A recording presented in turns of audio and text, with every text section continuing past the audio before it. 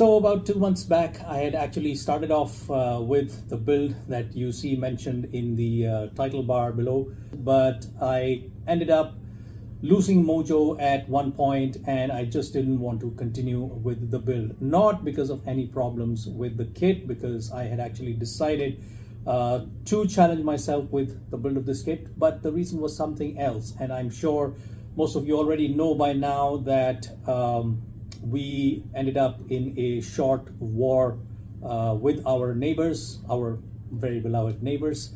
And the situation at that time, specifically within my country, it was a very, very remorseful situation. I was deeply impacted by whatever was happening around. I couldn't contain myself, and I started getting very, very, bad feelings about the situation. And so I paused everything. Right now, everything's okay. We're kind of cool with our neighbors right now, and the situation that we were in at that time, I can tell you that I was very high on negative emotions at that point. Keeping that aside, I was finally able to gain the courage to get back into focus. So sit back and enjoy the rest of the build video of the 1/72nd scale MiG-21F-13 converted to a PAF F-7. This video is going to show something different.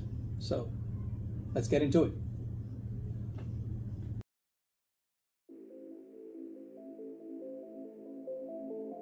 So a little bit of rummaging around the scalemates.com website shows me the MiG-21 Fishbed Academy kit number 12442, and quite surprisingly it shows me 1:67 mentioned in parentheses.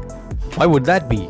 So as I scroll down on the same page, I went further down to see if there is a mistake in the listing.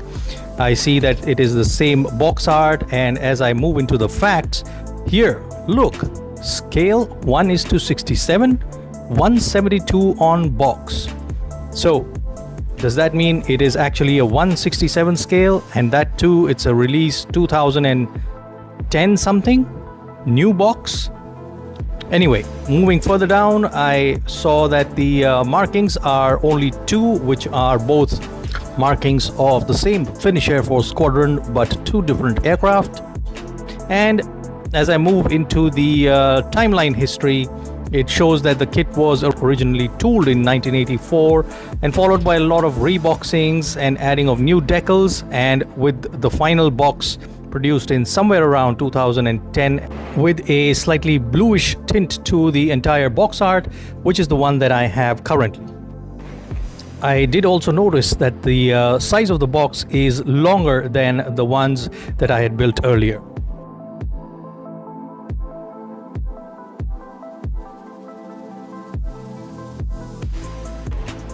So I began the build by cutting the parts off the sprues. This is a very, very simple exercise. You don't need the instructions. The parts are absolutely easily identifiable. Also, due to the presence of very limited parts, it's very easy to clean them up. And as you can see, I'm doing that here in this very rudimentary cockpit. I did not add any scratch built details into this kit because there will be certain scratch building on the external airframe, and so I decided to leave the cockpit as is.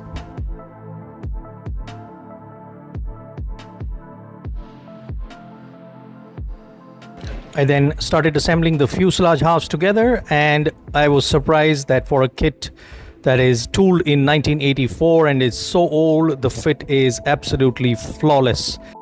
Clearly that means if you keep simplicity of design as the central point of the mold and you design the kit with just bare minimum parts, you can have a mold that can last you for decades. So the first bit of scratch building was to sand down this fairing on top of the rudder, and I did so with my Dremel tool. I mounted the sanding roller at the tip of the Dremel tool, and very gently I began sanding off the top of the fairing. Now this fairing does not need to be sanded off entirely, but very carefully it needs to be sanded off at least 95% of what you see right now.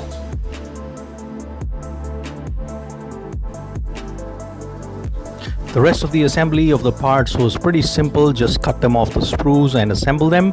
And then I moved on to the second bit of scratch building, which was to construct, or rather reconstruct, the parachute housing in the tail section.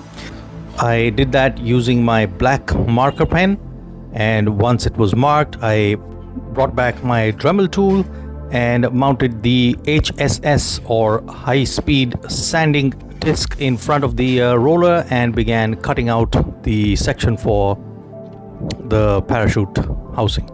This was then followed by meticulous sanding with a 150 grit sanding stick so that the space becomes smooth. I then mounted the air brake, which was pretty simple. Just slide it into place and it just fits like so, and did a similar thing for the undercarriage gear bay door covers for the in-flight configuration.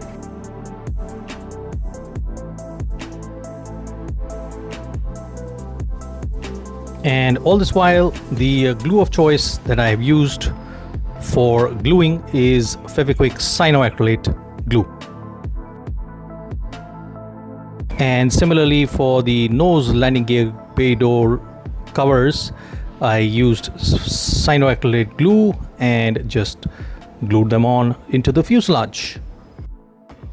This was followed by the attachment of the wings into the fuselage, and there is a nice little section cut out in the fuselage for the wings to attach.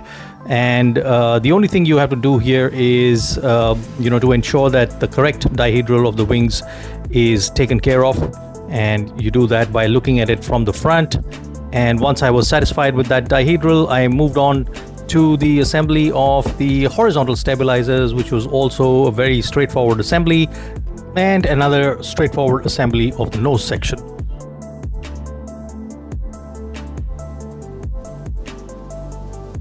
Now the PAF F-7s have 4 underwing hardpoints as opposed to the 2 on the MiG-21F-13, and so I scratch built these 2 outer wing hardpoints, while for the inner ones I continued using the ones that were available with the kit.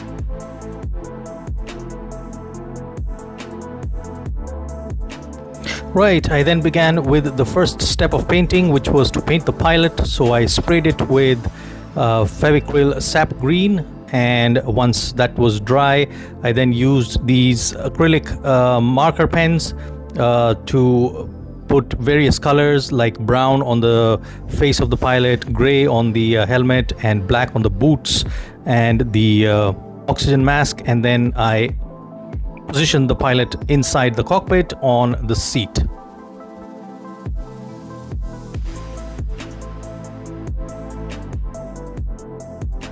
Right, and then I began with the painting of the airframe, and as you can see here, I have already primed it with a Bosny gray primer, and now I am beginning the pre-shading phase, and I'm using simply Fevicryl Black.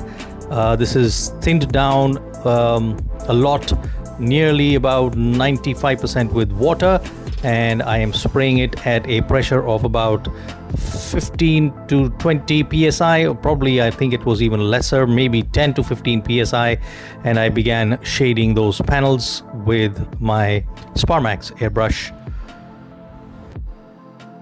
I then continued with the painting phase by painting the underside, and I used my improvised IAF gray blue color, which is just Fevicryl Black and white mixed to produce gray, and then adding a tint of blue to it. But then later I realized that probably this color was a little off, and so I had to resort to forming a new color, and I simply mixed Fevicryl white and black again, and used this gray to paint over what I had already painted. And this gray kind of came very close to the gray that was expected to be on the PAF F-7s. Now, all this while, I ensured that I gradually build up the paint layers, and so I kept the original paint is to thinner mix very, very thin. I used about a 60-40 mix of thinner to paint The thinner here being plain simple water, and ensured that I gradually build up those paint layers so that the pre-shading that I had previously done continues to show through. And then I masked off the camouflage pattern with blue tack, and here you can see that I'm using Fevicryl dark gray, and here you can see me spraying that dark gray within the demarcations for the camouflage.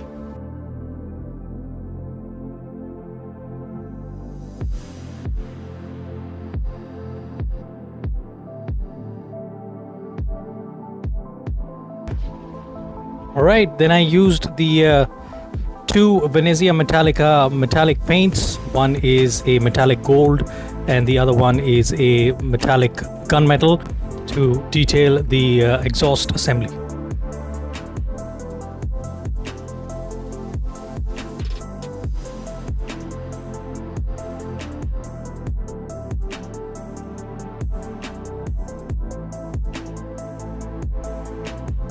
Alright, and the final step was to apply the decals, and these decals are all printed at home because they're not included with the kit. Especially the decal for the tail choppers came out really nice, and all those details and the Pakistani flag have also turned out nicely.